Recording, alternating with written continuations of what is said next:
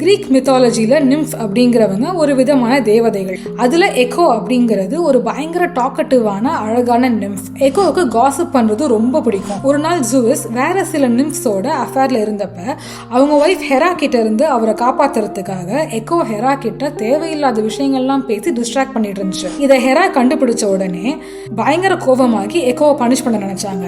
பேசுறது தானே நீ அதிகம் பண்ற, இனிமேல் உன்னால பேசவே முடியாது அப்படின்னு அதோட வாய்ஸை பிடிங்கிடுறாங்க. அன்னிலேருந்து எக்கோவால் சொந்தமாக எதுவும் பேச முடியாமல் அடுத்தவங்க என்ன சொல்கிறாங்களோ அதை ரிப்பீட் பண்ண மட்டும்தான் முடிஞ்சது. என்ன பண்ணுறதுன்னு தெரியாமல் காட்டில் அப்படியே சுற்றிட்டு இருந்தப்ப நார்சிசஸ் அப்படிங்கிற ஒரு அழகான பையனை பார்த்து அட்ராக்ட் ஆகி லவ் பண்ண ஆரம்பிச்சிருது. ஆனால் எக்கோவால் தான் அதோட ஃபீலிங்ஸை சொல்லவே முடியாதே. அதனால நார்சிசஸ் என்ன சொன்னானோ அதையே ரிப்பீட் பண்ணிக்கிட்டே இருந்துச்சு.